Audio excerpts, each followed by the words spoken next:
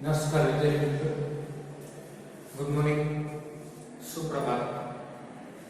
ફરી પાછા આપણા લેક્ચરની અંદર જે ઉપસ્થિત થયેલા એમાં ધોરણ 11 ની અંદર જે આપણે ટોપિક ભણીએ છીએ અને આગળના લેક્ચરની અંદર આપણે વિદ્યાર્થી પ્રકરણ વિશેની વાત કરીએ અને એક નમૂનો આપણે લખી અને સમજાવેલ. તમને બે નમૂના લખવા માટે જે મેં કીધેલું હતું તે તમારી પાઠ્યપુસ્તકની અંદર તમે લખી નાખજો. નેક્સ્ટ એના પછીનો જે આપણો ટોપિક છે પદ્યાર્થ ગ્રહણ. પદ્યાર્થ ગ્રહણ એટલે છે તો પદ્યાર્થ પદ્ય વત્તા અહીં આપણે સમજી શકીએ પદ્ય વત્તા અર્થ વત્તા ગ્રહણ. પદ્યાર્થ ગ્રહણ ની અંદર પદ્ય એટલે આપણને ખબર છે પદ્ય એટલે શું થાય તો સામાન્ય રીતે ગુજરાતીમાં આપણે કાવ્ય કહીએ છીએ. એ કાવ્યનો આખો અર્થ આપણે ગ્રહણ કરવાનો હોય. ગ્રહણ કરવું એટલે લેવું અથવા સમજવું કહેવાય છે. હવે એ વસ્તુ જે આપણે ગ્રહણ કરીએ છીએ પદ્યાર્થ ગ્રહણ, ગદ્યાર્થ ગ્રહણ કરતા પદ્યાર્થ ગ્રહણ થોડું આપણે અઘરું પડે છે. શું કામ? તો બોલો પેરેગ્રાફ આપેલો એને આપણે તાત્કાલિક સમજી જાય, પણ અહીંયા કવિઓની પંક્તિઓ હોય છે જે પંક્તિઓને સમજવા માટે થોડીક આપણે બુદ્ધિને કસવી પડે છે. પહેલા તો સૌપ્રથમ તમારે પદ્યાર્થ ગ્રહણ જે આપેલું હોય પદ્યાર્થ ગ્રહણ સૌથી પહેલા આખું પદ્ય જે હોય એ પદ્યને તમારે પહેલા તો સમજવું પડે. જેટલા સમાનાર્થીઓ શબ્દ થાય તમારા મગજની અંદર એટલા શબ્દોના સમાનાર્થી બનાવો જેથી કરીને પદ્યાર્થ છે તમને સરળ લાગતું થઈ જાય. બરાબર? હવે માની લો કે પરીક્ષાની અંદર આપણે આવો ટોપિક પૂછાય છે તો આપણે શું કરવું, કેમ કરવું? સૌથી પહેલા તો તમારે કાવ્યને 1 થી 2 વખત વાંચન કરવું અથવા ન સમજાય ત્યાં સુધી આપણે એનું પઠન કર્યા મગજની અંદર જ્યાં સુધી કાવ્યનો ભાવાર્થ ન બેસે ને ત્યાં સુધી તમારે પદ્યને વાંચન કરવું પડે. આપણે એનો ભાવાર્થ સમજવો જરૂરી છે. એટલે તમારા સમક્ષ એક કાવ્ય છે, એ કાવ્યને આપણે પહેલા સૌથી પહેલા એનું પઠન કરીએ અને શું કહેવા માંગે છે એના વિશે થોડી માહિતી આપવી. તો પંક્તિ પહેલી પંક્તિથી શરૂઆત કરીએ તો માણસ મરી જાય પછી ત્યાર પછી થોડા દિવસ કર્મ શબ્દોની ઉડાવો હોસ્પિટલની લોબીમાં ફરતા સગા વહાલા જેવી. હોસ્પિટલોની લોબીમાં ફરતા સગા વહાલા જેવી ઠાલા વચનોની અવર જવર. ઠાલા વચનોની અવર જવર થોડા દિવસ. ગીતા ને ગરુડ પુરાણની હવા. ગીતા ને ગરુડ પુરાણની હવા પછી બેંક બેલેન્સની પૂછપરછ. પછી બેંક બેલેન્સની પૂછપરછ પછી મરનારના પુરુષાર્થના. પછી મરનારના પુરુષાર્થના ગુણગાનની ભક્તિ અને ઓર. રેશન કાર્ડમાંથી નામની બાદબાકી. રેશન કાર્ડમાંથી નામની બાદબાકી. છેવટે રોજની જેમ સૂર્ય ઉગે. રોજની જેમ સૂર્ય આથમે છે. કંકુની ડબી પર જાણે કે. કંકુની ડબી પર જાણે કે સબની ચાદર ઢંકાય જાય છે. કંકણોની પાપણો ટપક્યા કરે છે. કંકણોની પાપણો ટપક્યા કરે છે અને મંગળસૂત્ર જડ્યા કરે છે. તો વિદ્યાર્થી મિત્રો આ આપણી પાસે કાવ્ય હતું. હવે આ કાવ્યનું આપણે પઠન કર્યા પછી આપણે બધાને ખબર પડી જાય કે આ કાવ્યની અંદર શું કહેવા માંગે છે. આ કાવ્યમાં એક તો તમને ખબર પડી ગઈ છે કે માણસ મૃત્યુ પામે છે. બરાબર? એટલે તો કમસે કમ તમને ખબર પડી ગઈ છે. બરાબર? હવે માણસ મૃત્યુ પામ્યો હોય પછી શું થાય તો ઘરની અંદર આપણે કરુણ પ્રસંગ આખો સર્જાઈ જાય છે, એટલે આપણે ખબર પડી ગઈ. અને કરુણ સ્થિતિ જે આખી આવે છે તો આપણે માણસ મૃત્યુ પામે ત્યારે એવા સમયે આપણે ખબર હોય હોસ્પિટલની અંદર લઈ જાય છે, દવાખાને. કારણ કે તમે ને હું છે ને કોઈ પણ માણસની ડેડ બોડીને જાહેર ન કરી શકે એટલે મૃત્યુ પામ્યું છે. હા, કરી શકાય એવું કઈ નથી, પણ એ સમજવું હોય તો, નહીંતર પછી આની અંદર તકલીફ થાય. એટલે માણસની ડેડ બોડી જેમ કે શકાય કે મોત પામ્યું એ જાહેર કરવા માટે ગમે તેવો ડોક્ટરની જરૂર પડે છે. એટલે આપણે હોસ્પિટલ લઈ જઈએ. એટલે હોસ્પિટલની લોબીમાં ફરતા સગા વહાલા એક માણસ ત્યાં હોય અને હોસ્પિટલની અંદર લઈ ગયા હોય, સગા વહાલા આપણી સાથે આવેલા હોય, ત્યારે એવા સમયે માણસની મૃત્યુ જે જાહેર થઈ ગયું હોય એટલે આપણે આશ્વાસન આપતા હોય. વચનો જેમ કહી શકાય કે કરુણ શબ્દો જે હોય, કરુણ સ્થિતિ, તો એને આપણે આશ્વાસન આપવું પડે છે. હવે એ આશ્વાસન આપ્યું હોય, આપણે સાંત્વના આપતા હોય, ધીરજ રાખવાનું સમજાવતા હોય, બધા વસ્તુ ત્યાં થતી હોય છે. પછી થોડા દિવસ આ પ્રસંગ આખો સર્જાઈ ગયો, માણસના મૃત્યુ પછી જે આખો પ્રસંગ સર્જાણો હોય, પછી શું કરીએ? જો અમુક માણસોનું મૃત્યુ પામે ત્યારે કોઈ હનુમાન ચાલીસા બોલાવતું હોય, કોઈ ભજન બોલાવતું હોય છે, કોઈ ગીતા કરવું, પુરાણ, આ બધી વસ્તુઓનું વાંચન થતું માણસના મૃત્યુ પછી આ વસ્તુ થાય છે. બરાબર? અમુક માણસોના છેલ્લા અંતિમ શ્વાસ હોય ત્યારે ગીતાનો અધ્યાય એને સંભળાવવામાં આવતો હોય છે. આવું પણ બનતું હોય છે. અને વાસ્તવિક રીતે એક વસ્તુ સત્ય છે કે કોઈ પણ માણસનું મૃત્યુ થયું હોય ને ત્યારે હું તમને સમજાવું છું કે ક્યાંય પણ આપણે બેસવાનું થતું હોય, ગામડાની અંદર આ સંસ્કૃતિ હતી જાગૃત છે કે માણસનું મૃત્યુ થયું હોય ને એ પછી સાંજના સમય બધા એકત્ર થાય. હવે એમાં સ્ત્રી વર્ગ છે ને એકત્ર થયેલી હોય ને એ કોઈના કોઈ ધૂમ છે કે ઈશ્વરના નામનું રટણ થતું, પણ આપણા જે ભાઈ લોકો જેમ કહી શકાય કે માણસ જે પુરુષો જે બેઠા હોય એ કાંઈ કરે નહીં, ખાલી બાજુના કપાટા મારે બેસે ને આવું બધું કરતા. પણ હવે એની અંદર જાગૃતતા આવી ગઈ છે. હવે એ લોકો પણ શું કરે છે? કોઈ ધૂમ છે, કોઈ પછી ગીતાનો અધ્યાય છે પઠન થતું હોય, કોઈ પછી હનુમાન ચાલીસના પાઠ હોય, કોઈ રામાયણના સુંદરકાંડના આ બધાના પાઠનું ઓલું પઠન થતું હોય છે. એટલે કહેવાનો મારો મતલબ કે આવા સમય છે ને આપણે બેસવું ન જોઈએ. માત્ર 15-20 મિનિટ આપણે બેઠા હોય ત્યારે એવા સમયે ઈશ્વરના નામનું રટણ કરવું જોઈએ. એટલે કહેવાનો મારો મતલબ કે માણસ મૃત્યુ પામે ત્યારે ગીતા અને ગરુડ પુરાણ જેમ કહી શકાય કે એની હવા જેમ કહી શકાય એની પાછળ ગવાતું હોય છે ને આવું બધું ધાર્મિક કાર્યો એ માણસના મૃત્યુ પછી થતા. ત્યાર પછી શું કરીએ છીએ? અમુક સમય પછી થાય એટલે જે કોઈ માણસ હોય એ બેંકની અંદર જે એની સ્લીપ પડેલી હોય અથવા કોઈ પણ વસ્તુ જે એની હોય, વીમા પોલિસી છે કે અન્ય પણ કોઈ પણ કાગળિયા હોય તો એની પૂછપરછ કરવા આપણે પાછા મથતા હોય. માન કે કોઈ પણ જગ્યાએ માનો બેંકની અંદર જે મરનાર માણસનું ખાતું હોય તો તમારે ત્યાં એના વારસદાર તરીકે જે કોઈ હોય એને જવું પડે, મરણનો દાખલો કરવો પડે કોઈ પણ જગ્યાએ. તો આ બધી પછીની વાત છે માણસના મૃત્યુ પછી. બીજી વાત કે જે માણસ મૃત્યુ પામ્યો છે એનો પરિશ્રમ, એ પુરુષાર્થ જે છે એ ગુણગાન જે કહી શકાય. અને હકીકતની અંદર કહેવાય છે મરનારના ગુણગાનમાં છે ને સતત ગદગદ થતી હોય. આપણે કહેવત છે માણસ મરે ને પછી જ એના ગુણગાન ગાવામાં આવે. મહિલા પહેલા આટલું જે કહી શકાય એટલું સતત કાર્યરત હોય તેમ છતાં પણ એની નામના ન લેવાતી હોય તો માણસ મૃત્યુ પામે અથવા ચાલ્યો જાય એક જગ્યાએ બીજી જગ્યાએ ત્યારે એની નામના લેવાય કે ના આ વ્યક્તિ આ સારા અથવા આ કાર્ય તે કરતો.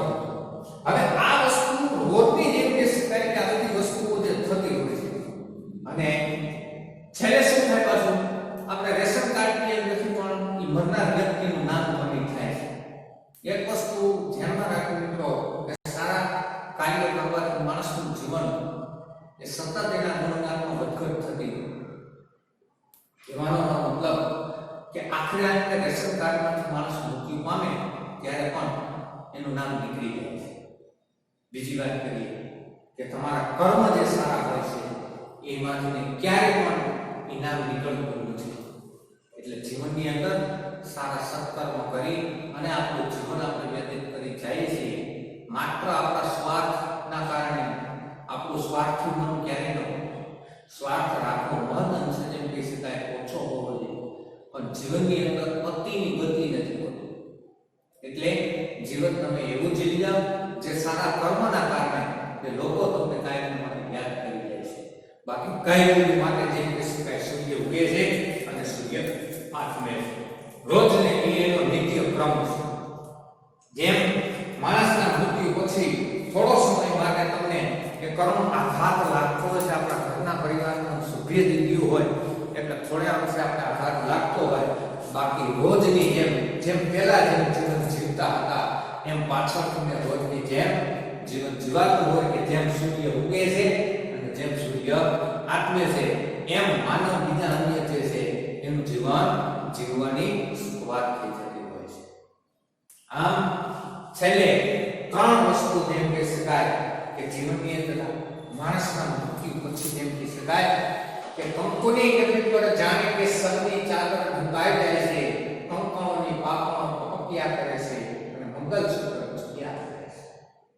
કંકુ જેમ કહી શકાય સૌભાગ્યનું ચિહ્ન જે હોય છે. પુરુષ જેમ કહી શકાય મૃત્યુ પામે અથવા સ્ત્રી જો મૃત્યુ પામે તો એના ત્રણ વસ્તુની સબ ઉપર એ લગાવવામાં આવે છે. અને જો પુરુષ મૃત્યુ પામ્યો હોય અને સ્ત્રી વિધવા થઈ હોય તો ત્રણ વસ્તુ એના દેહ ઉપરથી એ વસ્તુ નીકળી જાય છે. એટલે કંકુ, કંકણ અને મંગલસૂત્ર જેમ કહી શકાય. કંકુ એટલે સિંદૂર લેવા માટે જેમ કહી શકાય કે જે ઉપયોગ થાય તે, અને કંકણો એટલે આ ત્રણ આભૂષણો સ્ત્રીના મહત્વના છે.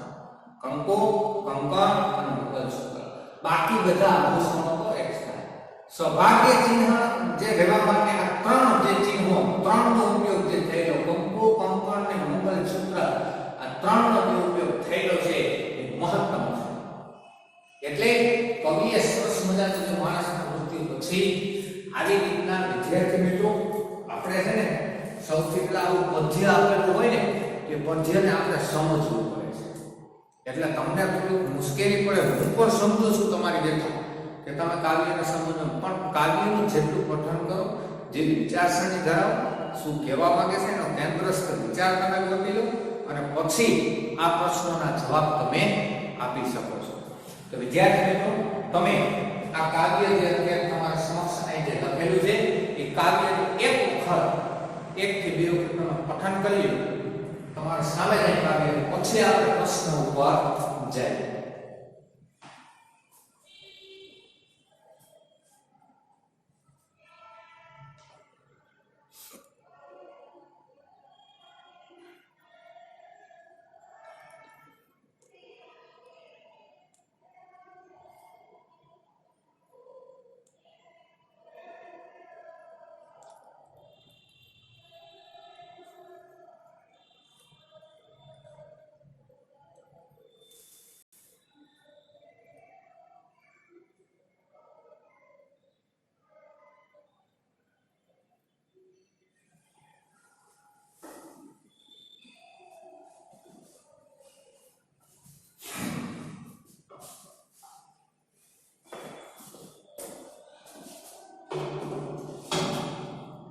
વિદ્યાર્થી મિત્રો તમે કાવ્યનું પઠન કરેલું થોડા અંશે તમને પણ શબ્દો મગજની અંદર સમજવામાં આવેલા છે. હવે આવું તમને કોઈ કાવ્ય આપેલું એ કાવ્યની નીચે 5 પ્રશ્નો આપેલા છે. 5 પ્રશ્નના જવાબ આપણે આ કાવ્યની અંદરથી ને આપણે ભાષાની અંદર, આપણે શબ્દોની અંદર એને બેસાડવાના હોય છે. વાક્ય રચના વ્યવસ્થિત કોઈ એક પ્રશ્નના જવાબની અંદર આખી કોઈ પંક્તિ કે બે પંક્તિઓ જવાબમાં લખવાની નથી. એના કોઈ તમને માર્ક્સ આપશે નહીં. બોર્ડની અંદર પણ ખાસ ધ્યાન રાખજો પછી કહેતા. હવે આપણા સમક્ષ 5 પ્રશ્નો છે. એ 5 પ્રશ્નોની અંદર પહેલો પ્રશ્ન, માનવીના મૃત્યુ પછી મરનારના ઘરમાં શું સાંભળવા મળે છે? આપણે એની સામાન્ય ખબર પડી ગઈ કે માનવીના મૃત્યુ પછી મરનારના ઘરમાં શું થતું. આપણે બધાને ખબર છે, એક તો કરુણ પ્રસંગ તો હોય, બરાબર છે. હવે કરુણ પ્રસંગ હોય ત્યાં આશ્વાસન અને વચનો આપવા માટે માણસો બીજા ત્યાં ઉપસ્થિત હોય છે. એટલે આપણી પાસે જો માણસ મરી જાય પછી થોડા દિવસ પછી શું થાય તો કરુણ શબ્દોની ઉડાવ, બરાબર, અને ઠાલા વચનોની અવર્જન. આ બે શબ્દો આપણે લખવાના એટલે જ અહીં લીધું છે કે માનવીના મૃત્યુ પછી મરનારના ઘરમાં શું સાંભળવા મળે છે. શું સાંભળવા મળે તો માનવીના મૃત્યુ પછી મરનારના ઘરમાં કરુણ શબ્દો અને ઠાલા વચનો સાંભળવા મળે છે. આપણા બે શબ્દો ત્યાં છે, ઠાલા વચનો અને કરુણ શબ્દો. વિદ્યાર્થી મિત્રો, આની અંદર તમારે શબ્દોની ગોઠવણ કરવી પડશે પ્રશ્નના જવાબ. કાવ્ય આખું આપણે સમજીએ પછી. રેડી? પહેલો પ્રશ્નનો જવાબ આપણે જોઈએ. ત્યાર પછી નેક્સ્ટ બીજો પ્રશ્ન છે, ગીતા અને ગરુડ પુરાણ દ્વારા કવયત્રી શું સૂચન કરે છે? ગીતા અને ગરુડ પુરાણ દ્વારા કવયત્રી શાનું સૂચન કરે છે? હવે તમે એક વિચાર કર્યું કે ઉદાહરણ પેલા કીધું કે આપણે મૃત્યુ પામે પછી માણસ ની પાછળ કોઈ ભજન છે, હનુમાન ચાલીસા છે, સુંદરકાંડના પાઠ છે, રામાયણ છે, આ બધુંયનો વાંચનો થતા હોય, પઠનો કરવામાં આવતા. પણ શું કામ આપણે ધૂન બોલતા હોય, ઈશ્વરના નામના રટણ કરતા હોય, આવું શું કામ? તો કે કોઈ પણ માણસ મૃત્યુ પામ્યો હોય ને એની આત્માને છે ને એમ કહેવાય છે કે માણસ મૃત્યુ પામ્યા પછી 10 કે 12 દિવસ માટે એની આત્મા છે ને ચારે બાજુ ભટકતી હોય. કન્યા એવું કહેવાય છે, આપણે સાંભળેલી વાત છે, ચોક્કસપણે આપણે પણ જોયેલું નથી. તો શાસ્ત્રોની અંદર ને ઋષિમુનિઓને એમ કહેતા કે વસ્તુ સત્ય હોય કે ન હોય આપણે તો ખબર નથી, પણ એમ કહેવાય છે. એટલે એની આત્માને જે શાંતિ મળે ને એના માટે આ બધું ધાર્મિક કાર્ય કરવા પડે છે. આવું ધર્મ અને ઈશ્વરના નામના રટણો કરવાના હોય છે. એટલે ગીતા અને ગરુડ પુરાણ દ્વારા કવયત્રી મરનારની આત્માની શાંતિ માટે થતા પ્રયત્નો સૂચન કરે છે. તો આપણી પાસે છે કે ભાઈ ગીતા અને ગરુડ પુરાણની હક, બરાબર. એટલે ગીતા અને ગરુડ પુરાણના જે પઠનો જે બધા થતા હોય છે એ મરનાર વ્યક્તિની આત્માના શાંતિના જે પ્રયત્નો થાય ને એવું સૂચન કરવામાં આવે છે. નેક્સ્ટ ત્રીજો પ્રશ્ન આપણે લઈએ છીએ, મરનારના ગુણગાનની શી સ્થિતિ થાય છે? કોઈ પણ માણસ મૃત્યુ પામ્યો હોય તો એની કેવી સ્થિતિ હોય? એના ગુણગાન છે એટલે કે કર્મ જે મેં તમને કીધું. તો અહીંયા આપણે લખ્યું છે કે પછી મરનારના પુરુષાર્થ એટલે પરિશ્રમ કહેવાય છે. આપણે જે કર્મ છે, કાર્ય છે, આ બધી વસ્તુ. ત્યાર પછી ગુણગાનની ભટ્ટી અને ઓટ, જેમ ભટ્ટી અને ઓટ સમુદ્રની અંદર ભટ્ટી અને ઓટ આવે, વધઘટ કહેવાય છે. એટલે કોઈ પણ માણસ મૃત્યુ પામ્યો હોય, અમુક જગ્યાએ જો તેના ગુણગાન અતિશય થતા હોય, અમુક જગ્યાએ ગુણગાન એના ઓછા થતા હોય, એટલે ભટ્ટીનો ઓટ થઈ ગઈ. એટલે આ લખાય છે કે મરનારના ગુણગાનમાં સતત વધઘટ થતી રહે છે. સતત વધઘટ થાય, કારણ કે એક સરખી હોતી નથી. એટલે એના કર્મ વિશે જેમ કહી શકાય કે સતત વધઘટ થયા કરે. નેક્સ્ટ, આ કાવ્યમાં કયા 3 સૌભાગ્ય ચિહ્નનો ઉલ્લેખ થયો છે? આ કાવ્યમાં કયા 3 સૌભાગ્ય ચિહ્નનો ઉલ્લેખ થયો છે? 3 સૌભાગ્ય ચિહ્ન.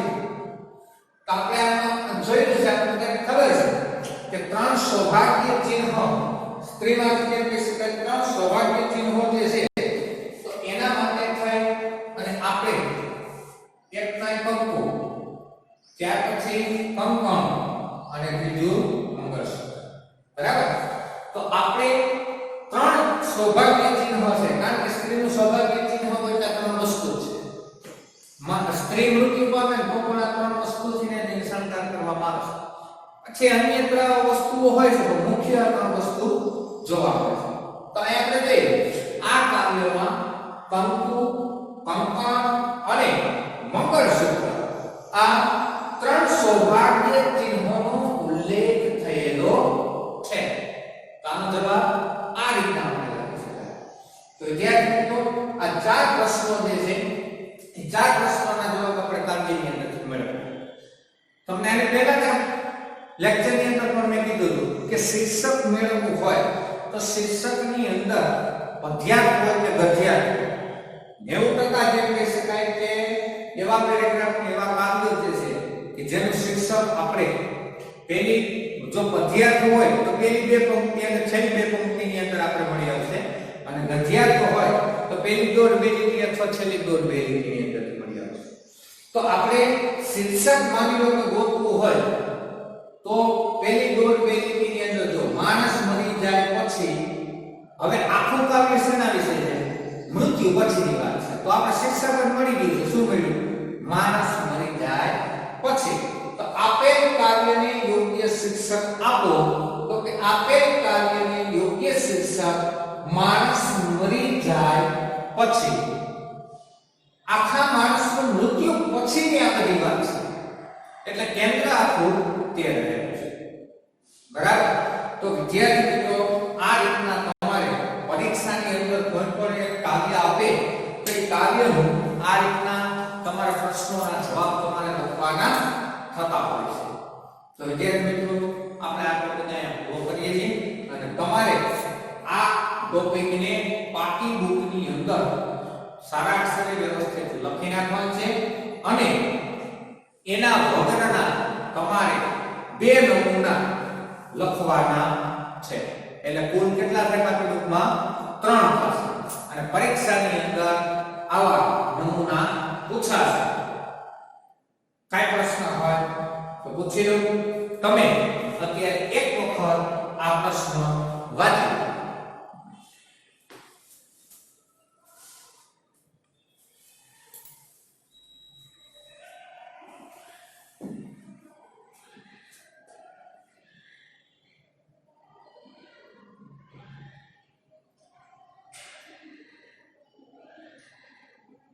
ખાસ કરીને પાકી બુકની અંદર લખવાનું ભૂલાય નહીં. આ નમૂનો